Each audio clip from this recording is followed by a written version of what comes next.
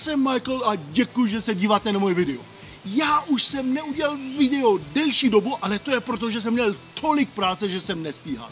Ale celou dobu jsem na vás myslel. Teď se udělalo hezký počasí a já jsem řekl, že vám udělám super grilovačku, kterou budete úplně milovat. Je to původně z Itálie, se to jmenuje porchetta a je to bůček, tady mám 5kilový bůček s kůží, tam je důležité, aby ta kůže tam byla. A my na to dáme takový speciální italský nátěr, srolujeme, dáme to na grill a budeme to grillovat, až zvenku to bude krásně chrupat. Tohle opravdu je super jídlo a hlavně je to velice prezentační. Když máte pozvaní lidi a teď přivezete tu roládu a krásně grillovaná, tak já vám garantuju, že budete velice úspěšní. Poté jdem rychle to připravit. První věc, já připravím ten bůček. A protože budeme dělat roládu, máme dvě možnosti. Buď to srolujeme na ta krátká strana, takhle, ale tím pádem tohle bude hodně krátký, ale tlustý. Tím pádem se to dělá pomalejš. A nebo já preferuji to dělat po dílce, takhle, a ono, jak je to dlouhý, tak to vypadá o moc líp a samozřejmě se to udělá rychlejš. A příprava toho bůček je velice jednoduchá. Já co udělám? Já vyndám tu kůži z toho masa a udělám takový dva pásky. Jeden tady a jeden tady. To znamená začátek a konec té rolády. Tak, tady vám ukážu, jak jsem to říznul. To znamená, tady jsem udělal takovej pásek a neříznul jsem do té kůži.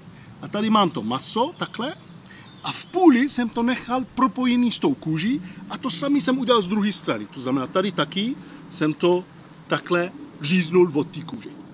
A teď připravíme ten suchý nátěr. A pro ten suchý nátěr budeme potřebovat tyto ingredience. Velice důležitý je čerstvá bazalka, ty listy.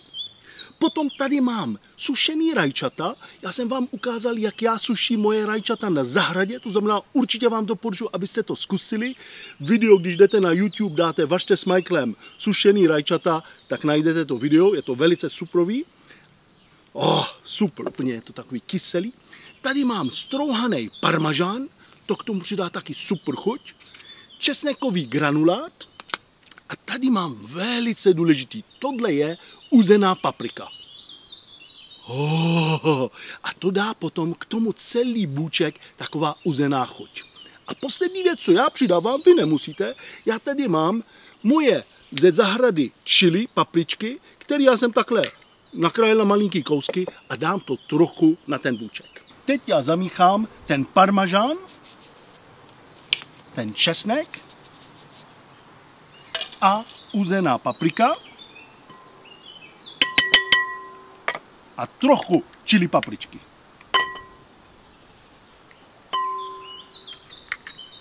A zamíchám.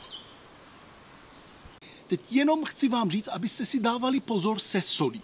Protože máme dvě věci velice slané. První jsou ty rajčata sušený, aby jsme je konzervovali, tak já používám na to sůl, tak to je hodně slaný. A potom ten parmažán je slaný. Znamená, musíte si dávat pozor, já všeobecně ještě trochu přidám sůl, ale ne moc.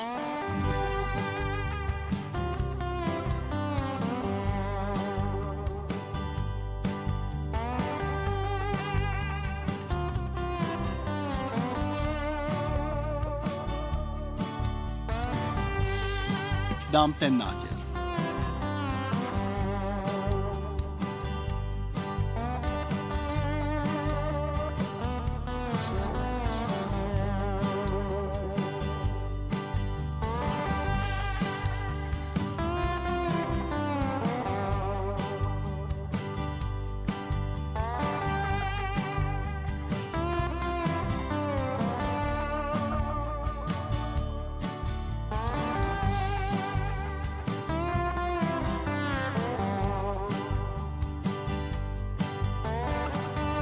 Teď uděláme tu roládu a na to já nejdřív vezmu tu rožeň, tady ta tyč takhle, a já to dám v půli. Jo? To znamená, takhle to otevřu, dám to v půli a já teď kolem toho zatočím nejdřív to maso a pak zatočím tu kůži a tady mám provázek a provázkem, to je řeznický provázek, já udělám takový závity a tím pádem bude to držet pohromadě.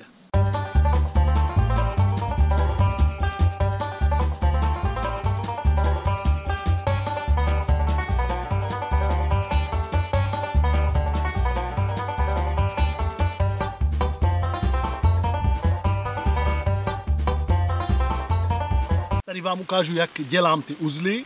Já to dělám, protože pro mě je to lehčí. Tady na konec, tak 10-15 cm udělám takovejhle uzel.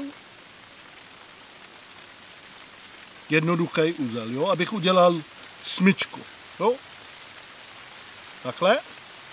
A teď tohle dám pod, provlíknu to takhle. A aby jsem to lehce utahoval, tak to vezmu tak.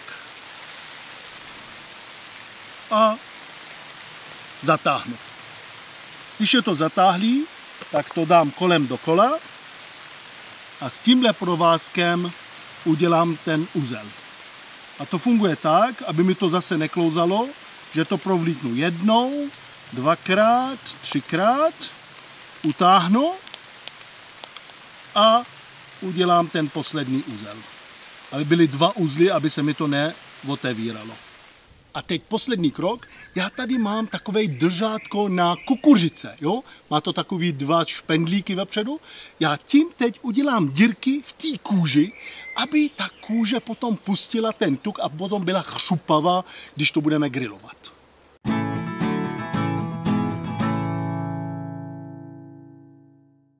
Samozřejmě tenhle roláda můžete dělat buď na grill, anebo taky můžete to dělat v troubě, jo? Je to úplně na vás.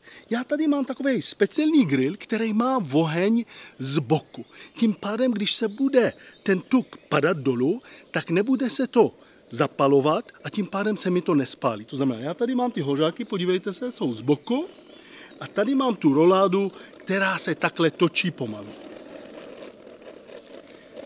A tohle teď jenom takhle přiklopím a nechám to, až se mi to udělá.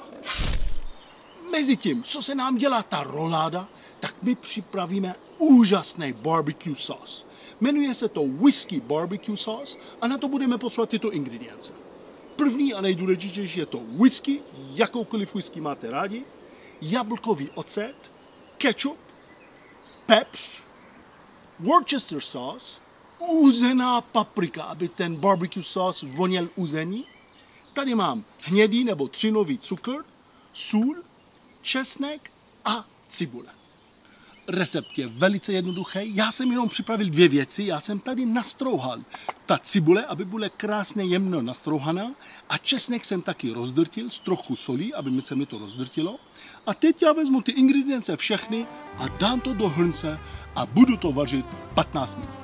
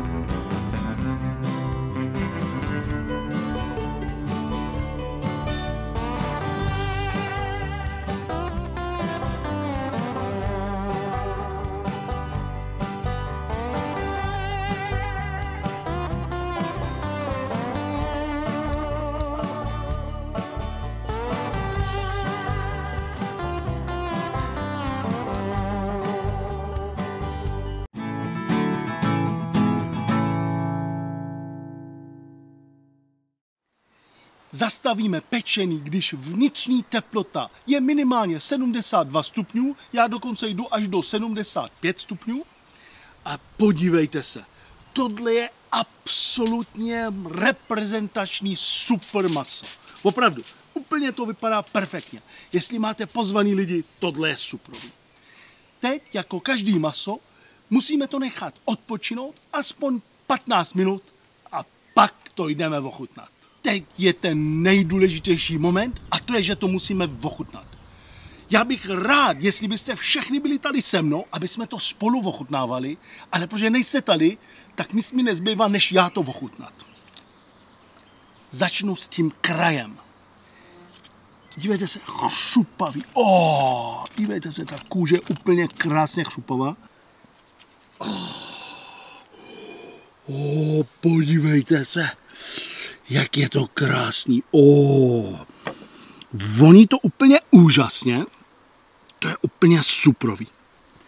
Já tady vyndám jenom ten provázek. Tak. No a teď musíme do toho říznout. Dívej, slyšíte to? Slyšíte to? Je to krásně. A tady je ta bazálka. Vidíte to? Vidíte? To je super. Já takhle říznu do půlky. A to je ono, že tam musí být takový ty italský ingredienty, aby to bylo chutný. To je suprový. Já si vezmu kus masa, k tomu to sušený rajče a teď to zkusím bez ten barbecue sauce. Wow.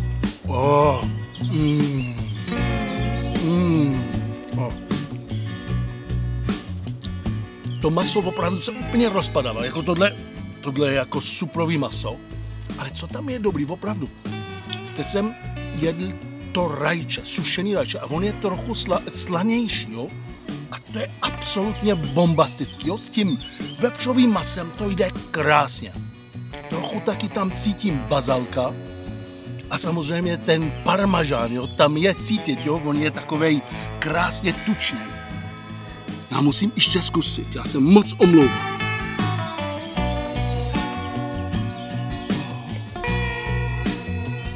Tentokrát to zkusím s tím barbecue sauce. Tam je cítit ten whisky a to k tomu přidá úžasnou chuť.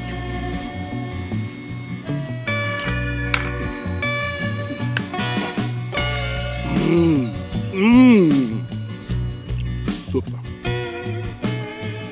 Zase, maso se rozpadává, ale ten barbecue sauce je tak dobrý, protože tam je cítit ten whisky, tam je cítit ty kořeny, tam je to sladký, je to kyselý, je to opravdu super. Super barbecue sauce, to vám doporučuji na 100%. A poslední věc zkusíme, ta kůže. Tady je ta kůže.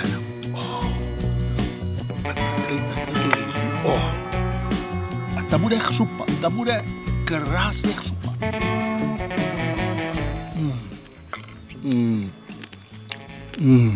Cítíš to?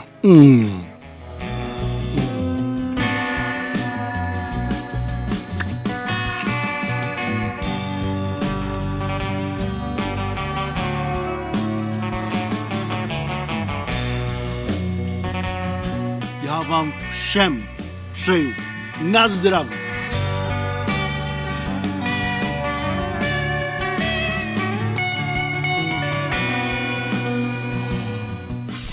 Tohle je opravdu absolutně bombastický. Co já na to mám rád, že to je samý pozitivy. Za prvé, není to nic drahýho. Za druhý, je to velice rychlý, bez stresu. Tohle jenom zarolujete, dáte to na grill nebo do trouby a potom se vám to udělá samo. A třetí, vypadá to super bombasticky.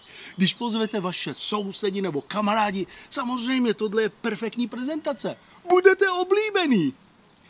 Já vám moc krát děkuji, že jste se dívali na moje video a já se na vás zase budu těšit příště s novým videem.